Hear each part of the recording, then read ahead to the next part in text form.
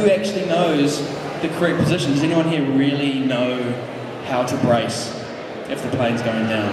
Because you do. That's good. You should tell everyone on the plane as it's going down what to do, because I didn't think it mattered. Apparently it does.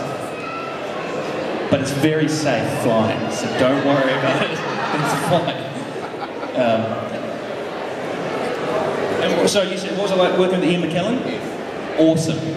Ian McKellen is an awesome man. He's the thing is he is so good at acting now, and so relaxed and so confident that there's almost a seamless transition between him talking to you, you know, blah blah blah blah blah, and then he'll just walk, and then he'll talk, and he'll be Gandalf, and then he'll walk back, and he's talking back to you as Ian again, and it's very weird. But we did. I mean, Graham McTavish has talked about it a bit, but in the first few days when we were filming, we were like, oh my god, it's Gandalf. Like, he's such an iconic person, you know, and then you realise he's looking at you, waiting for you to say a line. And I'm just thinking, oh, it's like watching a movie. And then I'm like, oh fuck, I've got to say my line. And I'm like, I don't know what my line is. I can't deliver it as well as you. You're incredible. But he's actually he's a really lovely, humble man. I mean, he's very successful. He's extremely famous, you know, especially after the Lord of the Rings stuff.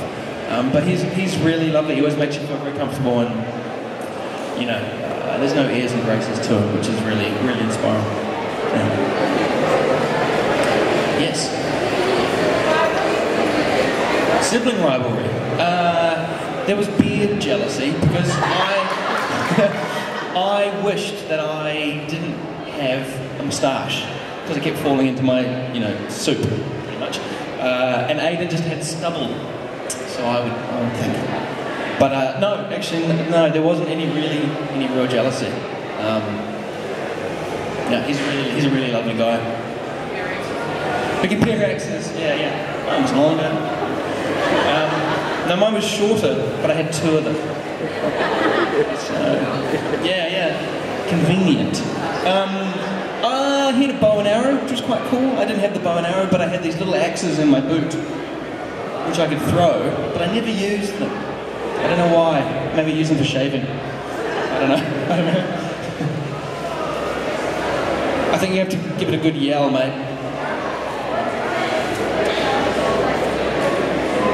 What that sounded like was, what's it like working in my pyjamas? But I'm pretty sure that's not what you said. You might want to come up to the microphone. It would be good if I'd worked in my pyjamas. It'd be so much more comfortable.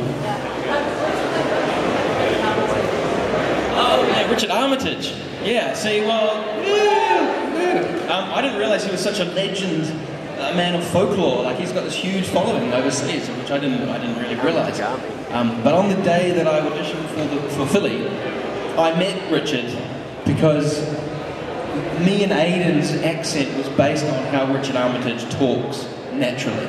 So we went to meet Richard, and he was in the camper, and he was just really nice and really friendly, and a really deep voice.